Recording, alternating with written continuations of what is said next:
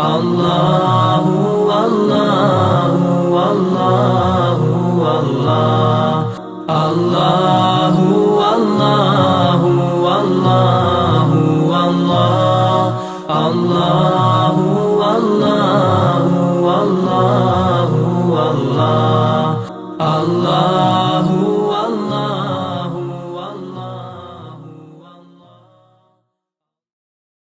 إن الحمد لله نحمده ونستعينه ونستغفره ونعوذ بالله من شرور أنفسنا ومن سيئات أعمالنا من يهده الله فلا مضل له ومن يضلله فلا هادي له وأشهد أن لا إله إلا الله وحده لا شريك له وأشهد أن محمدًا عبده ورسوله أما بعد فإن خير الحديث كتاب الله وخير الهدي هدي محمد صلى الله عليه وسلم وشر الأمور محدثاتها وكل محدثة بدعة وكل بدعة ضلالة وكل ضلالة في النار.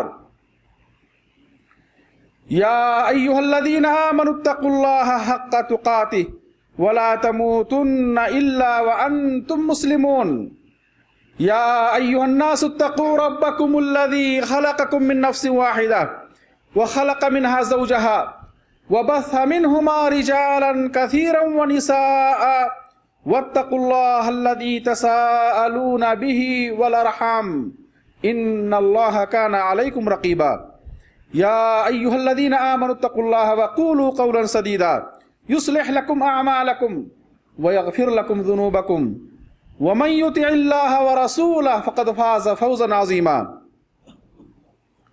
وقال سبحانه وتعالى وما قدر الله حق قدره والأرض جميعا قبضته يوم القيامة والسماوات مطويات بيمينه سبحانه وتعالى عما يشركون. وقال سبحانه وتعالى ولله العزة ولرسوله وللمؤمنين ولكن المنافقين لا يعلمون. وقال سبحانه وتعالى يا أيها الذين آمنوا لا تقدموا بين يدي الله ورسوله واتقوا الله إن الله سميع عليم. برادران اسلام، دینی و ملی بھائیوں، محترم بزرگوں اور ساتھیوں، اللہ سبحانہ وتعالی نے قرآن کے اندر اس بات کا اعلان فرمایا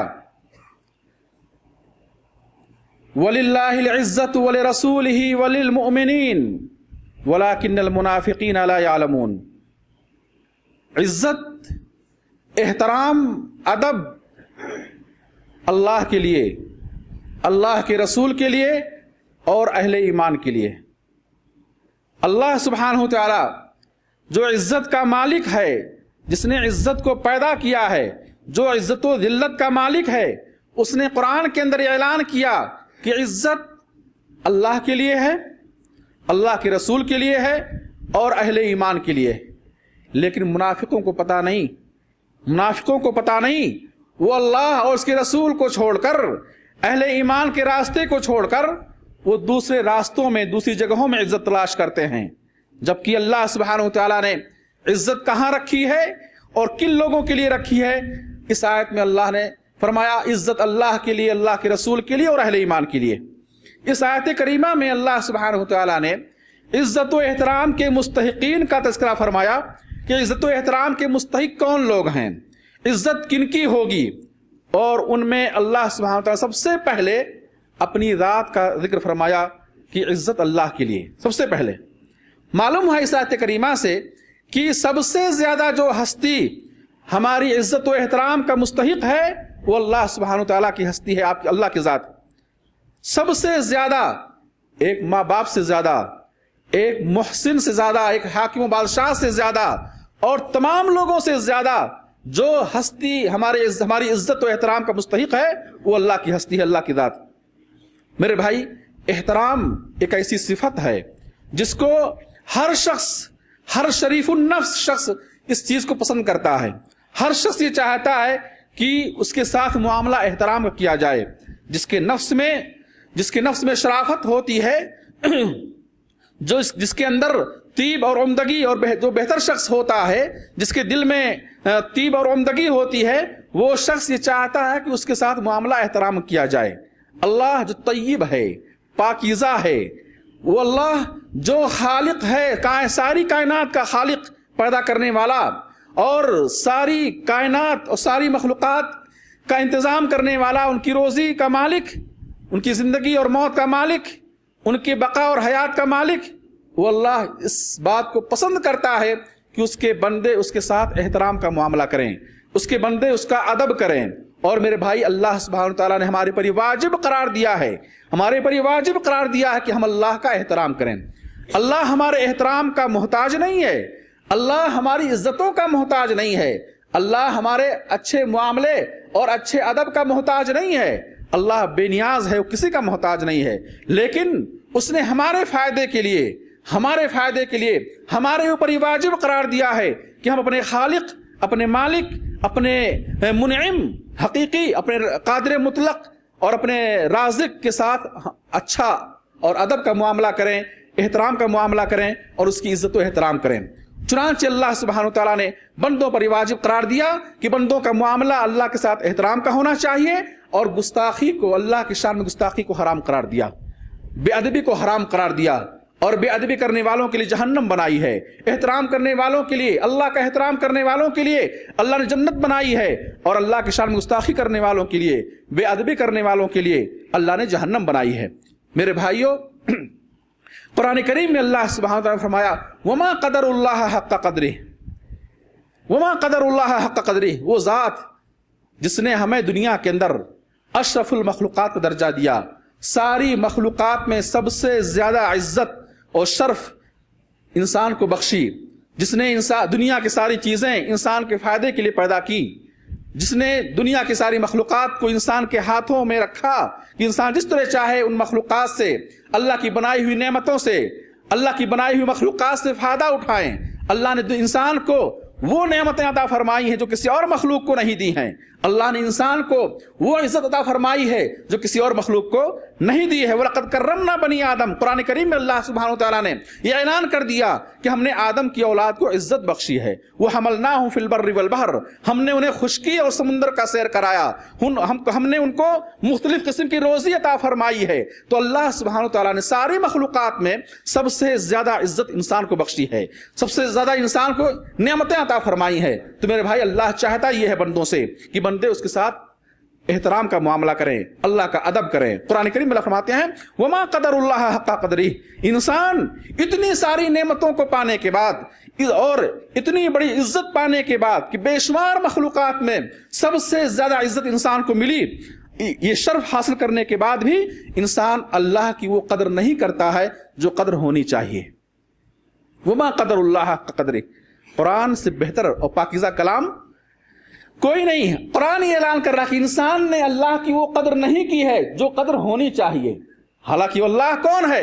وَالْأَرْضُ جَمِيعًا قَبْضَتُهُ يَوْمَ الْقِيَامَةِ، قیامت کے دن یہ ساتوں زمینیں اللہ کی مٹھی میں ہوں گی.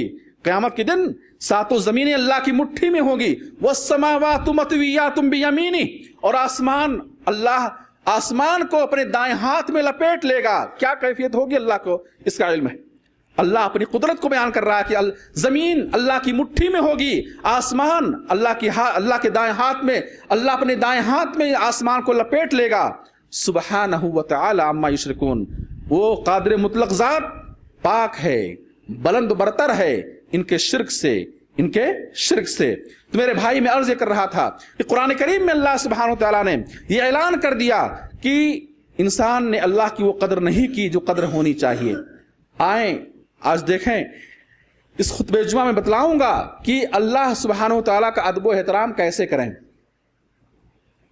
اور ہم یہ بات جانتے ہیں کہ بغیر اللہ کا ادب کیے، بغیر اللہ کا احترام کیے جنت حاصل نہیں کر سکتے ہیں.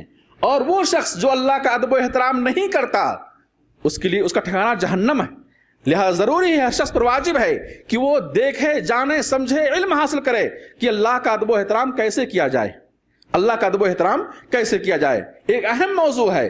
اس موضوع پر جانکاری لینا ہر شخص پر واجب ہے، ہر شخص پر فرض ہے، فرض عین ہے کہ وہ جانے، رب کو پہچانے، رب کے مقام کو پہچانے، رب کے حقوق کو پہچانے، اور یہ سیکھے کہ اللہ کا ادب و احترام کیسے کرنا چاہیے اور کیسے کیا جائے گا۔ میرے بھائی، اس دنیا کے اندر ہم اپنے لیے بے ادبی کو پسند نہیں کرتے، ہم اپنے لیے بے ادبی کو پسند نہیں کرتے، والدین اولاد کی بے ادبی کو پسند نہیں کرتے، ایک حاکم اپنے ملک میں رہنے والے رعایا کی بے ادبی کو پسند نہیں کرتا، ایک استاد اپنے شاگردوں کے بے ادبی کو پسند نہیں کرتا، ایک بڑا اپنے چھوٹے کے بے ادبی اور اس کی گستاخی کو پسند نہیں کرتا۔ وہ اللہ جو تمام بادشاہوں کا بادشاہ، حاکموں کا حاکم، وہ رزاق، وہ خالق، وہ مالک، وہ رب کائنات ہرگز یہ پسند نہیں کرتا کہ اس کی مخلوق، اس کے بندے اس کے ساتھ گستاخی کا سلوک کریں، بے ادبی کا سلوک کریں اور بے ادبی کا معاملہ کریں۔ لہذا میرے بھائیوں، ہم پر واجب ہے کہ ہم اللہ سبحانہ وتعالیٰ کا احترام کریں اور سیکھیں، جانیں کہ اس کا احترام کیسے کرنا چاہیے، اس کا احترام کیسے کرنا چاہیے، اللہ کے احترام کا مفہوم کیا ہے، اللہ کے ادب کا مفہوم کیا ہے۔ سب سے پہلی اور بنیادی چیز جس کے ذریعے آپ اللہ کی مدد، اللہ سبحانہ وتعالیٰ کا احترام کر سکتے ہیں، وہ یہ کہ آپ اللہ سبحانہ وتعالیٰ پر ویسے ایمان لائیں جیسے ایمان ہم سے مطلوب ہے۔ اللہ پر ایمان لانا یہ سب سے بڑا احترام ہے۔ اللہ پر ایمان لانا جیسے ایمان لانے کا اللہ سبحانہ وتعالیٰ نے قرآن کے ذریعے حکم دیا ہے اور اپنے نبی اور رسول کے ذریعے ہمیں حکم دیا ہے، سکھایا ہے، ویسے اللہ پر ایمان لانا۔ اللہ پر ایمان لانا، اللہ موجود ہے، اللہ عرش عظیم کے اوپر ہے، یہ ادب و احترام میں داخل ہے۔ یہ ہمارا عقیدہ اور ایمان ہونا چاہیے کہ ہم یہ عقیدہ رکھیں کہ اللہ سبحانہ وتعالیٰ موجود ہے، وہ یکتا ہے، اکیلا ہے، وہ عرش عظیم کے اوپر ہے، عرش عظیم کے اوپر ہے۔ اور اسی طریقے سے میرے بھائیوں، اللہ سبحانہ وتعالیٰ نے اپنی ذات سے متعلق، اپنی صفات سے متعلق اور اپنے حقوق سے متعلق جو باتیں ہمیں بتلائی ہیں، ان باتوں پر ہمارا ایمان ہونا چاہیے، ان باتوں پر ہمارا ایمان ہونا چاہیے۔ اللہ سبحانہ وتعالیٰ نے اپنی ذات سے متعلق بہت ساری باتیں ہمیں قرآن کے اندر بتلائی ہیں کہ اللہ احد ہے، بے نیاز ہے، کسی کا محتاج نہیں۔ اپنی ذات سے متعلق اللہ نے قرآن کے اندر کہیں بتلایا کہ ید، اللہ کے ہاتھ ہیں، اللہ کی آنکھ ہیں، اللہ کے قدم ہیں، اللہ سنتا ہے، اللہ دیکھتا ہے۔ اس نے اپنی ذات سے متعلق، اپنے وجود سے متعلق جو باتیں ہمیں قرآن کے اندر بتلائی ہیں، اپنے رسول کے ذریعے بتلائی ہیں، ان باتوں پر ہمارا ویسے ہی ایمان ہونا چاہیے جیسے کہ اللہ سبحانہ تعالیٰ نے اور رسول پاک صلی اللہ علیہ وسلم نے بتلایا ہے قرآن کے اندر اور حدیث کے اندر۔ ان میں ہم اللہ کی ذات سے متعلق کسی بات کا انکار نہ کریں، کسی بات کی تعویل نہ کریں کہ آنکھ سے مراد یہ ہے، ہاتھ سے مراد یہ ہے، کان سے مراد یہ، وہ سمیع ہے، سننے والا ہے، بصیر ہے، دیکھنے والا ہے، وہ اس کے قدم ہیں، اس کے ہاتھ ہیں، اس کی آنکھیں ہیں، اللہ سبحانہ وتعالیٰ ہنستا ہے وغیرہ۔ جو اس نے اپنی ذات سے متعلق، اپنے وجود سے متعلق جو باتیں اس نے قرآن کے اندر بتلائی ہیں، اپنے رسول کے ذریعے بتلائی ہیں، ان باتوں پر ویسے ہی ایمان لانا چاہیے، اور اس میں ہم کسی قسم کی تعویل، ہمارے لیے تعویل کرنا، اس کے معنی کو پھیرنا، یا کہ اسے کسی مخلوق کے مشابہ قرار دینا کہ ہاتھ ہے تو ہاتھ اس طرح ہوگا، یا آنکھ ہے تو آنکھ اس طرح ہوگی، یا فلاں مخلوق کی طرح ہوگی، کیفیت بتلانا یا کسی مخلوق سے مشابہ قرار دینا، یہ بے ادبی اور گستاخی ہے، یہ بے ادبی اور گستاخی ہے۔ اللہ سبحانہ تعالیٰ نے ہمیں اپنی ذات سے متعلق جو باتیں جس طرح اور جتنی قرآن و حدیث کے اندر بتلائی ہیں، وہی کے ذریعے بتلائی ہیں، ان باتوں پر ہمارا ایمان ہونا چاہیے۔ ان کا انکار کرنا، ان کی تعویل کرنا، کسی مخلوق سے مشابہت دینا یا کہ اس کی کیفیت کو بیان کرنا، یہ اللہ کی شان میں بے ادبی اور گستاخی ہے، بے ادبی اور گستاخی ہے۔ ایسے ہی اللہ سبحانہ تعالیٰ نے اپنی صفات سے متعلق جو باتیں قرآن کے اندر بتلائی ہیں کہ وہ دلوں کا حال جانتا ہے، وہ عالم الغیب ہے، وہ وغیرہ، جو اللہ سبحانہ تعالیٰ نے اپنی صفات اور اپنی خوبیاں قرآن کے اندر بتلائی ہیں، اپنے رسول کے ذریعے بتلائی ہیں، ان خوبیوں پر ہمارا ایمان ہونا چاہیے، ان صفات پر ہمارا ایمان ہونا چاہیے، اور ان خوبیوں میں سے کسی خوبی کے بارے میں، ان صفات میں سے کسی صفت کے بارے میں ہمارا یہ عقیدہ نہ ہو کہ فلاں بھی اس خوبی کے مالک ہیں یا فلاں بھی اس صفت کے مالک ہیں۔ اگر کوئی شخص اللہ کی کسی خوبی کے بارے میں یہ عقیدہ رکھے، کسی صفت کے بارے میں یہ عقیدہ رکھے کہ فلاں بھی اس خوبی کے مالک ہیں، فلاں بھی اس صفت کے مالک ہیں، فلاں عالم الغیب ہیں، فلاں دلوں کا حال جانتے ہیں، فلاں اگر کوئی شخص کسی مخلوق کو اللہ کے اسٹیج پر لے جا رہا ہے، یہ وہ خوبیاں جو اللہ کی ہیں، ان خوبیوں میں سے کوئی خوبی کسی مخلوق، کسی انسان، کسی نبی، کسی ولی، کسی رسول، کسی نیک بندے کے لیے کر رہا ہے تو یہ اللہ کی شان میں گستاخی ہے، اللہ کی شان میں گستاخی ہے۔ ادب و احترام کا تقاضا یہ ہے کہ جو اللہ کا مقام ہے وہ مقام اللہ کے لیے خاص رکھیں، جو اللہ کی صفات ہیں، جو اللہ کی خوبیاں ہیں وہ اللہ کے لیے خاص رکھیں۔ ایسے ہی میرے بھائیو ادب و احترام کا، اللہ کے ادب و احترام کا تقاضا یہ ہے کہ اللہ سبحانہ و تعالیٰ کو اس کے کاموں میں تنہا جانیں، اللہ کو اس کے کاموں میں یکتا سمجھیں، اکیلا سمجھیں۔ اللہ سبحانہ و تعالیٰ کسی پارٹنر، کسی سہارے، کسی مددگار کا محتاج نہیں، وہ اپنے کاموں کو تنہا انجام دینے والا ہے، اسے کسی شریک کی حاجت اور ضرورت نہیں ہے، اسے کسی سہارے کی حاجت اور ضرورت نہیں ہے، وہ اپنے کاموں کو تنہا انجام دینے والا، وہ تنہا ساری مخلوقات کو پیدا کرنے والا، وہ تنہا سارے جاندار کی روزی کا انتظام کرنے والا، اس تمام کی موت و زندگی کا مالک اور وہ تمام کے لیے نفع نقصان کا مالک وہ اللہ جو اپنے کاموں کو تنہا انجام دیتا ہے۔ اگر کوئی شخص یہ عقیدہ کسی کے بارے میں رکھے کہ فلاں بھی یہ کام کر سکتے ہیں، مثلا اللہ سبحانہ تعالیٰ بارش برسانے والا ہے، اگر کوئی یہ عقیدہ کسی اور کے بارے میں رکھے کہ نہیں فلاں بھی چاہے تو بارش ہو جائے، فلاں چاہے تو قحط سالی ہو جائے، فلاں چاہے تو خشک سالی ختم ہو جائے، فلاں چاہے تو روزی بڑھ جائے، فلاں چاہے تو اولاد مل جائے، فلاں چاہ لیں گے تمہاری روزی کشادہ ہو جائے گی، ہماری بیماری ٹھیک ہو جائے گی، شفا مل جائے گی، وغیرہ وغیرہ، اگر کوئی شخص اللہ کے کاموں سے متعلق یہ عقیدہ رکھتا ہے کہ فلاں بھی یہ کام کر سکتے ہیں تو یہ اللہ کی شان میں گستاخی ہے۔ یہ اللہ کی شان میں کیا ہے؟ گستاخی۔ اللہ کے ادب و احترام کا تقاضا یہ ہے کہ ہم اللہ کے کاموں کی نسبت اللہ ہی کی طرف کریں اور ان کاموں کے متعلق یہ عقیدہ نہ رکھیں کہ فلاں بھی یہ کام کر سکتے ہیں۔ ایسے ہی اللہ کے ادب و احترام کا تقاضا یہ ہے کہ ہم اپنی ساری عبادت، اپنی بندگی، عبودیت کو اللہ کے لیے خالص رکھیں، اللہ کے لیے خالص، اللہ کے بندے بنیں، اللہ کے بندے بنیں، اپنی ساری عبادت ایک اللہ کے لیے کریں، اللہ کے لیے کریں۔ کسی مخلوق کو دکھلانے کے لیے اگر ہم نے نماز پڑھی، کسی کو دکھانے کے لیے ہم نے روزے رکھے، کسی کو دکھانے کے لیے ہم نے دین کی خدمت کی، کسی کو دکھانے کے لیے شہرت حاصل کرنے کے لیے اگر ہم نے علم کو سیکھا، کسی اور دنیاوی مقصد اور مصلحت اور لالچ اور حرص میں ہم نے کوئی عبادت کی تو یاد رکھیں کہ یہ اللہ کی شان میں گستاخی ہے۔ وہ اللہ جس کے بے شمار احسانات ہمارے اوپر ہیں، جو ہمارا مالک ہے، جو ہمارا رازق ہے، جو ہمارے نفع و نقصان کا مالک ہے، جو ہم پر ایک ماں اور ایک باپ سے زیادہ رحم کرنے والا ہے، وہ اللہ جس کے بے شمار احسانات ہمارے اوپر ہیں، ہم اس پاکیزہ ہستی کو چھوڑ کر ہم چند سکوں، چند پیسوں کی لالچ میں کسی اور کو دکھانے کے لیے نیک کام کریں، عبادت کریں، یہ اللہ کی شان میں کیا ہے؟ گستاخی۔ اللہ کی شان میں گستاخی ہے۔ تو میرے بھائی ریاکاری سے اجتناب کرتے ہوئے، پرہیز کرتے ہوئے ہم اپنی ساری عبادت کو خالص اللہ کے لیے کریں۔ ایسے ہی اپنی عبادت کسی غیر کے لیے کرنا، کسی غیر کے آگے سجدہ کرنا، کسی غیر کے آگے رکوع کرنا، کسی غیر کے آگے ویسے قیام کرنا جیسے قیام اللہ کے لیے کرنا چاہیے، کسی غیر کو پکارنا، کسی غیر سے مدد مانگنا، کسی غیر کے پر توکل رکھنا، کسی غیر کے لیے نظر ماننا، کسی غیر کے لیے قربانی کرنا، وغیرہ وغیرہ، کسی غیر کو خوش کرنے کے لیے جانور ذبح کرنا، یہ سارے اعمال، یہ ساری باتیں میرے بھائیوں اللہ کی شان میں کیا ہے؟ گستاخی ہیں۔ اللہ کا احترام یہ ہے کہ ہم اپنی بندگی کو، اپنی عبودیت کو اپنے معبود حقیقی کے لیے خاص رکھیں، اللہ کے لیے خاص رکھیں، اللہ کو چھوڑ کے کسی اور کی عبادت نہ کریں، اللہ کو چھوڑ کر کسی اور کی عبادت نہ کریں۔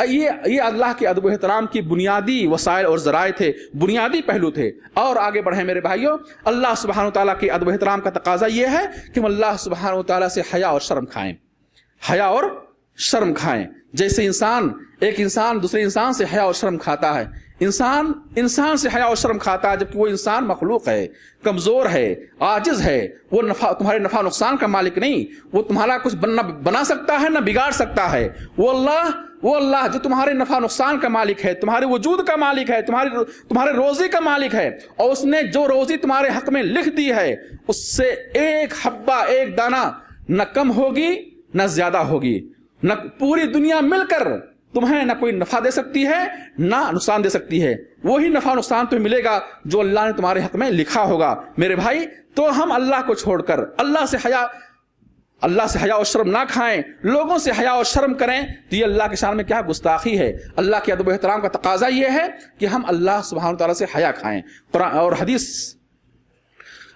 سنن ترمذی کی حدیث ہے، اللہ کے نبی صلی اللہ علیہ وسلم فرماتے ہیں استحیوا من اللہ حق الحیا۔ اس حدیث کو علامہ البانی رحمہ اللہ نے حسن قرار دیا ہے۔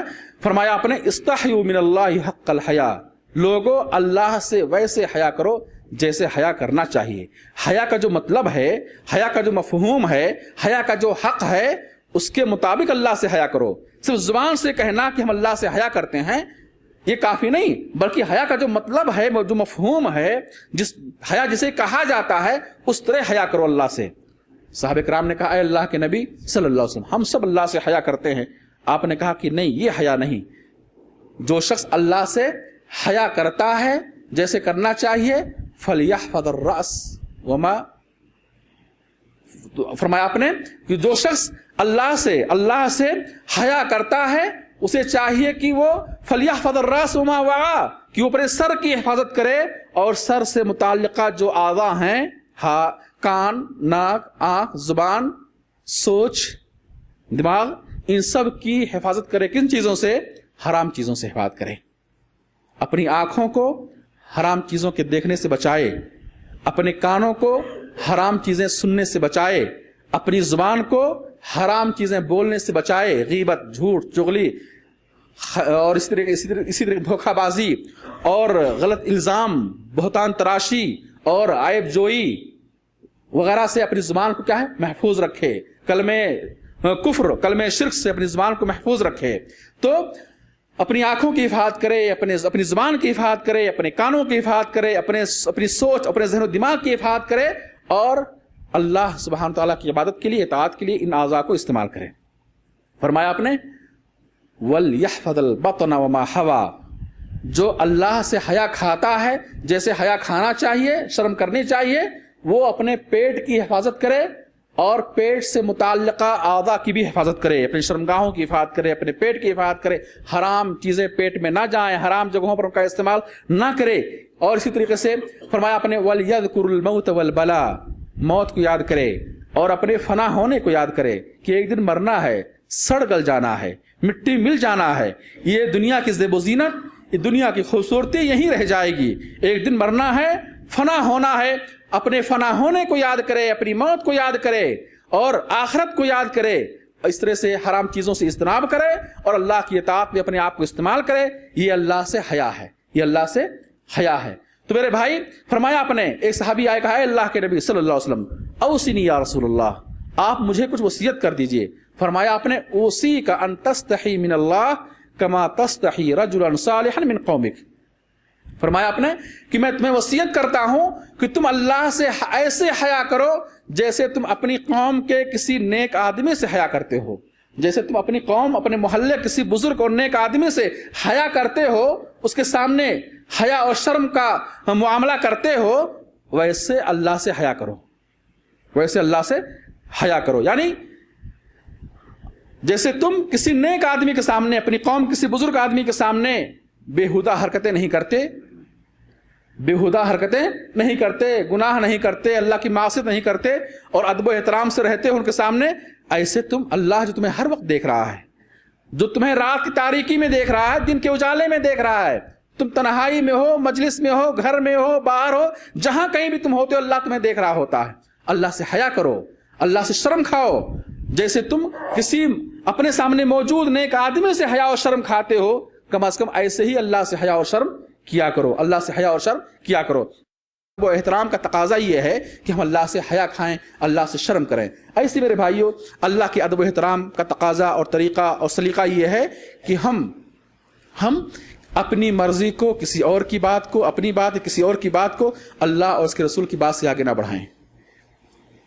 یہ بہت بڑی گستاخی ہے اللہ کی شان میں، یہ بہت بڑی گستاخی ہے اللہ کی شان میں۔ اگر کوئی شخص اپنی بات، اپنی مرضی، اپنی رائے، اپنی فکر یا کسی اور کی بات، کسی اور کی رائے، کسی اور کی فکر کو اللہ اور اس کے رسول کی بات سے آگے بڑھا رہا ہے تو یہ اللہ کی شان میں کیا ہے؟ بہت بڑی گستاخی ہے۔ یہ اللہ کی شان میں بہت بڑی گستاخی ہے۔ اگر کوئی شخص اگر کوئی شخص دنیا کے اندر آپ دیکھیں حاکم اور بادشاہ اور خلیفہ اور امیر المومنین کے قول پر اپنے قول کو ترجیح دے، اپنے قانون کو ترجیح دے، اپنی فکر اور سوچ کو ان کی بات سے آگے بڑھائے، اسے دنیا گستاخی اور جرم سمجھتی ہے، بے ادبی سمجھتی ہے۔ ایسی آپ کی اولاد اگر آپ کی اولاد آپ کی باتوں پر اپنی بات کو آگے بڑھائے، آپ کی بات سے آگے بڑھے، تو آپ اسے کیا ہے؟ بے ادبی اور گستاخی سمجھتے ہیں۔ میرے بھائی، اللہ سبحانہ وتعالیٰ کے لیے کوئی مثال نہیں، اللہ کے لیے کوئی مثال نہیں۔ اللہ کی بات جہاں آ جائے وہاں ہمیں ٹھہرنا اور اس اللہ کے حکم کے مطابق چلنا یہ ہمارے اوپر واجب ہو جاتا ہے۔ اگر اللہ کے حکم سن لینے کے بعد، اللہ کا حکم جان لینے کے بعد، اللہ کی وحی کو چاہے وہ قرآن کی شکل میں ہو، چاہے وہ نبی کے فرمان کی شکل میں ہو، اللہ کی وحی سن لینے کے بعد، جان لینے کے بعد، پھر ہمارے لیے کوئی اختیار نہیں رہ جاتا ہے کہ ہم اپنی مرضی کو وہاں داخل کریں یا کسی اور کی بات کو وہاں لائیں۔ قرآن کریم میں سورہ حجرات میں اللہ فرماتے ہیں، یا ایھا الذین آمنوا لا تقدموا بین یدی اللہ ورسولہ واتقوا اللہ ان اللہ سمیع علیم۔ اے وہ لوگوں جو ایمان لائے ہو، اللہ اور اس کے رسول سے آگے نہ بڑھو، اللہ اور اس کے رسول سے آگے نہ بڑھو۔ تمہارے لیے کسی بھی صورت میں جائز نہیں ہے کہ تم اپنی بات کو کسی اور کی بات کو اللہ اور اس کے رسول کی بات سے آگے بڑھاؤ، تمہارے لیے جائز نہیں ہے۔ واتقوا اللہ، اور اللہ سے ڈرو، ان اللہ سمیع علیم، تو اللہ تمہاری باتوں کو سننے والا ہے، علیم، تمہارے کاموں کو، تمہاری نیتوں کو، تمہاری حالتوں کو اللہ جاننے والا ہے۔ تو اللہ کے ادب و احترام کا تقاضا یہ ہے کہ جہاں اللہ کی بات آ جائے، جہاں اللہ کے رسول صلی اللہ علیہ وسلم کی بات آ جائے، اس لیے کہ رسول کی بات بھی اللہ ہی کی بات ہے۔ وما ينطق عن الهوى ان هو الا وحی یوحى، رسول جو بولتے ہیں اللہ کی طرف سے وحی ہوتی ہے، وہ اپنی مرضی سے کچھ نہیں کہتے ہیں۔ دین کے معاملے میں، دین کے معاملے میں رسول صلی اللہ علیہ وسلم نے اپنی مرضی سے کوئی بات نہیں کہی ہے، وہی بات کہی ہے جو اللہ کی طرف سے وحی آئی ہے، اللہ کا حکم ہوا ہے۔ تو اللہ کی بات یا رسول اللہ صلی اللہ علیہ وسلم کی بات، یہ دونوں باتیں کس کی باتیں ہیں؟ وحی سے آئی ہیں اور وحی کے ذریعے ہمیں ملی ہیں۔ جہاں اللہ کی وحی ہم سن لیں، معلوم ہو جائے، وہاں ہم ٹھہر جائیں، اس کے آگے اپنی بات کو یا کسی اور کی بات کو نہ بڑھائیں۔ اللہ ہم سب کو توفیق دے۔ ایسے میرے بھائی، اللہ کے ادب و احترام کا تقاضا یہ ہے کہ ہم اللہ کو خوب یاد کریں، اللہ کو خوب یاد کریں۔ کیوں؟ جو جس سے محبت کرتا ہے، جس کا احترام کرتا ہے، وہ اس کو یاد کرتا ہے، اس کی تعریف کرتا ہے، اس کی تعریف کرتا ہے۔ یہ ایک فطری بات ہے، فطری چیز ہے کہ جو جس سے محبت کرتا ہے، جس کا احترام کرتا ہے، اس کی تعریف کرتا ہے، اس کی تعریف کرتا پھرتا ہے، فلاں ماشاءاللہ فلاں، ہے نا۔ تو اللہ سبحانہ تعالیٰ پاک ہے مثالوں سے، اللہ کے لیے کوئی مثال نہیں۔ فلا تضربوا للہ الامثال، اللہ کے لیے مثالیں بیان نہ کرو۔ لیکن میرے بھائی، اللہ سبحانہ تعالیٰ اس بات کا حقدار ہے، اور تمام وہ لوگ جن کی تعریفیں ہوتی ہیں ان تمام سے زیادہ اور سب سے زیادہ جو ہستی، جو ذات تعریف کا مستحق ہے، ذکر کا مستحق ہے، یاد کیے جانے کا مستحق ہے، وہ اللہ کی ذات ہے، اللہ کی ذات ہے۔ فاذکرونی اذکرکم اذکروا اللہ ذکرا کثیرا۔ قرآن کریم کی مختلف آیتوں میں اللہ سبحانہ تعالیٰ نے ہمیں اس بات کا حکم دیا ہے کہ ہم اللہ کو خوب یاد کریں، اللہ کو خوب یاد کریں، اپنے رب کو خوب یاد کریں، اور اس کے بہت سارے فوائد، بہت سارے ثمرات بتلائے گئے ہیں۔ میرے بھائی، اللہ کو یاد کرنا، اس کی بڑائی بیان کرنا، اس کی تعریف کرنا، اس کی بزرگی کو بیان کرنا، اور اپنے معاملے کو اللہ کے سپرد کرنا، اللہ کے حوالے کرنا، یہ اللہ کے ادب و احترام کا تقاضا ہے۔ وہ شخص جو اللہ کو یاد کرتا ہے گویا کہ اللہ کا احترام کر رہا ہے، جو اللہ کی پاکی بیان کرتا ہے، سبحان اللہ، الحمدللہ، اللہ اکبر، لا الہ الا اللہ، لا الہ الا انت سبحانک انی کنت من الظالمین، لا حول ولا قوت الا باللہ۔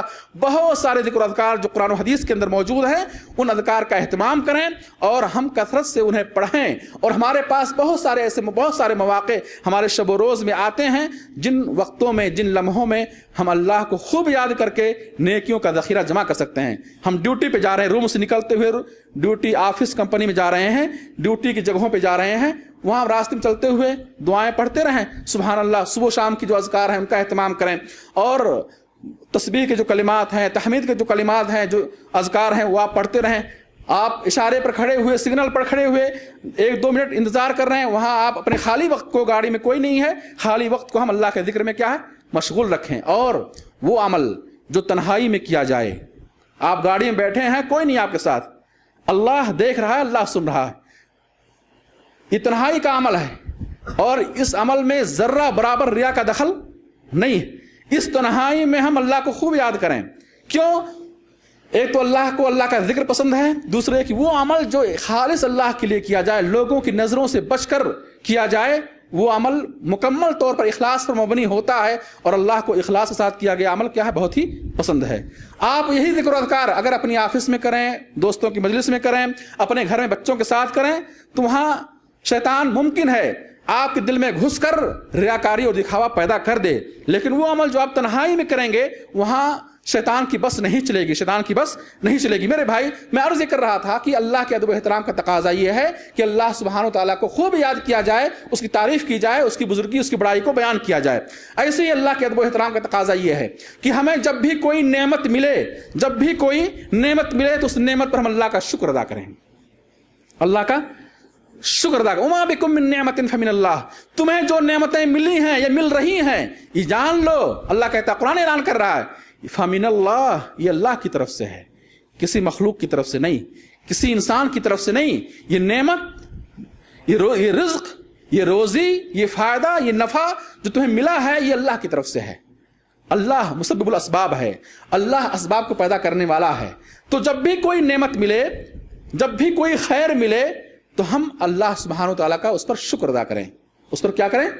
شکر ادا کریں، تو اللہ خوش ہوتا ہے، اللہ خوش ہوتا ہے اور کہتا ہے لئن شکرتم لازیدنکم، اے میرے بندو اگر تم میرا شکر ادا کرو گے تو میں تمہیں اور دوں گا، میں تمہیں اور دوں گا۔ آپ کمتری کا احساس، کم کا احساس اللہ کی شان میں کبھی نہ رکھیں۔ تھوڑی بھی نعمت، اور اللہ کی کوئی بھی نعمت معمولی نہیں ہے، اللہ کی کوئی نعمت معمولی نہیں ہے میرے بھائی۔ دنیا مل کر تمہیں کچھ بھی نہیں دے سکتی ہے، جو اللہ تمہیں دے رہا ہے ساری دنیا مل کر تمہیں نہیں دے سکتی ہے۔ تو جب بھی کوئی نعمت ملے، اس نعمت کے بارے میں ہم یہ احساس کریں کہ اللہ کی طرف سے ہے، اللہ کا شکر ادا کریں، اللہ کی تعریف کریں، اللہ کی بزرگی کو بیان کریں۔ یہ ادب و احترام کا تقاضا ہے، یہ ادب و احترام کا تقاضا ہے۔ ایسے ہی ادب و احترام کا تقاضا، اللہ کے ادب و احترام کا تقاضا یہ ہے کہ ہم ہر خیر کی نسبت اللہ کی طرف کریں، اور شر کی نسبت اپنی طرف یا شیطان کی طرف کریں۔ خیر کی نسبت کس کی طرف کریں؟ اللہ کی طرف کریں۔ اگر کوئی خیر حاصل ہے، اللہ کا شکر ہے، اللہ نے ہمیں یہ چیز عطا فرمائی۔ لیکن کوئی مصیبت آئی، اللہ کی مرضی سے چوری ہو گئی، نہیں، اللہ کی مرضی تھی، نہیں، اللہ سبحانہ و تعالیٰ چوری کو پسند نہیں کرتا ہے، اور نہ اس کی اجازت دیتا ہے، اور نہ اس سے خوش ہوتا ہے۔ تو مثال دے رہا ہوں کہ شر کی نسبت کس کی طرف ہو؟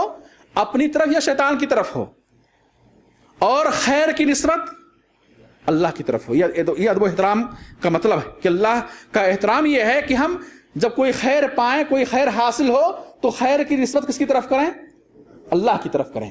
یہ ادب و احترام میں داخل ہے۔ ایسی میرے بھائیوں، اللہ کے ادب و احترام میں یہ بات بھی داخل ہے کہ اللہ سبحانہ و تعالیٰ سے متعلق ہم اچھا گمان رکھیں۔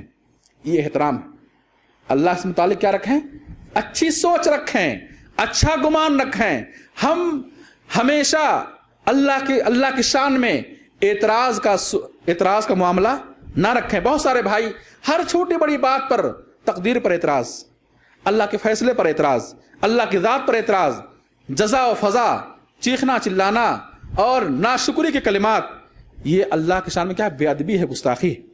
اللہ سبحانہ تعالیٰ کسی پر ظلم نہیں کرتا ہے۔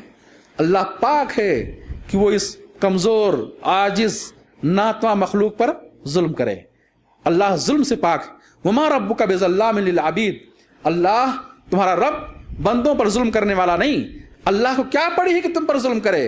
اللہ کو کیا پڑی کہ تمہیں عذاب دے؟ میرے بھائی، دنیا کے اندر اللہ سبحانہ وتعالیٰ نے اگر خیر و شر، صحت و بیماری، راحت و پریشانی دونوں چیزیں بنائی ہیں، تو یہ ہماری آزمائش کے لیے ہیں۔ یہ ہماری کیا ہے؟ آزمائش کے لیے۔ کوئی ضروری نہیں کہ جو نعمت ہمیں ملی ہے یہ خیر کی علامت ہے۔ کبھی اللہ سبحانہ وتعالیٰ ان نعمتوں کے ذریعے بندے کو آزماتا ہے، کبھی مال خوب دے کر بندے کو آزماتا ہے، کبھی مال کو تنگ کر کے آزماتا ہے، کبھی بندے کو صحت دے کر آزماتا ہے، اور یہ صحت مند شخص یہ خوش نہ ہو کہ ہم اللہ کے نزدیک محبوب ہیں، مالدار اس بات کو خوش نہ ہو کہ ہم اللہ کے نزدیک محبوب ہیں، اس لیے یہ نعمتیں ہمیں مل رہی ہیں۔ کبھی اللہ سبحانہ وتعالیٰ مال دے کر، صحت دے کر، اپنی نعمتیں عطا کر کے بندے کو آزماتا کہ دیکھیں بندہ کہاں تک کیا کرتا ہے اور یہ کتنا شکر ادا کرتا ہے۔ اور کبھی اللہ سبحانہ وتعالیٰ روزیوں کو تنگ کر کے یا بیماری دے کر کے یا پریشانی دے کر بندے کو آزماتا ہے، اور بندہ اگر صبر کرتا ہے ان پریشانیوں پر، ان تکالیف پر، ان آزمائشوں پہ اگر پورا اترتا ہے، صبر کرتا ہے، اللہ کے فیصلے پر راضی رہتا ہے، اور اللہ نے جس مقصد کے تحت دنیا کے اندر اسے پیدا فرمایا ہے اس مقصد کو انجام دینے کے لیے لگا رہتا ہے، تو یاد رکھیں میرے بھائی، اللہ سبحانہ وتعالیٰ ایسے بندے کو قیامت کے روز اس حال میں لائے گا کہ اس کو دیکھ کر وہ لوگ جو دنیا کے اندر نعمتوں میں پلے تھے، جو نعمتوں میں پرورش پائے تھے، دنیا کے اندر جن کے پاس مختلف طرح کی نعمتیں تھیں، وہ تمنا کریں گے قیامت کے روز، کاش دنیا کے اندر، حدیث کے الفاظ، کاش دنیا کے اندر میرے جسم کے چمڑوں کو قینچیوں سے کاٹ دیا گیا ہوتا اور میں بھی صبر کیا ہوتا، تو آج اس بندے کو جو نعمتیں ملی ہیں ہمیں بھی وہ نعمتیں کیا ہے ملتی۔ تو اللہ کے بارے میں اچھا گمان رکھیں، مصیبت آتی ہے، پریشانی آتی ہے، کبھی ہمارا امتحان ہوتا ہے، کبھی اللہ سبحانہ تعالیٰ ہمارے گناہوں کو معاف کرنا چاہتا ہے اور وہ پریشانی دیتا ہے، مصیبت دیتا ہے، اور بندہ صبر کرتا ہے اور وہ مصیبت پریشانی کہ ہمارے گناہوں کے لیے کفارہ بن جاتی ہے۔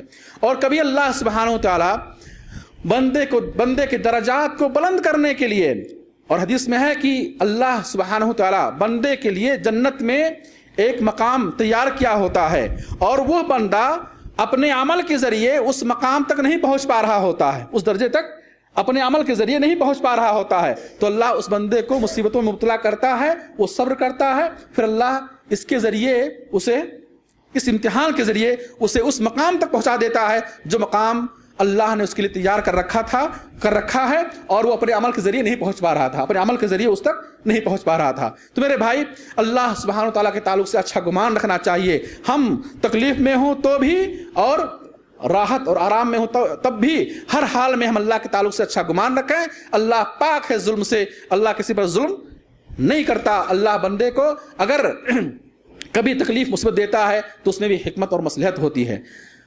میرے بھائی، اس طرح بہت سارے ادب و احترام کے وسائل اور ذرائع ہیں، اور ہمیں چاہیے کہ ہم ان وسائل اور ذرائع کو سیکھیں اور ان کو اپنی نگاہوں کے سامنے رکھیں، اور ان وسائل اور ذرائع پر چلتے ہوئے اللہ کا ادب و احترام کریں۔ اللہ ہم سب کو توفیق دے، آمین رب العالمین۔ ربنا آتنا فی الدنیا حسنہ وفی الآخرۃ حسنہ وقنا عذاب النار۔ ربنا ظلمنا انفسنا وان لم تغفر لنا وترحمنا لنکونن من الخاسرین۔ اقول قولی هذا واستغفر اللہ لی ولکم ولسائر المسلمین فاستغفروہ انہ هو الغفور الرحیم۔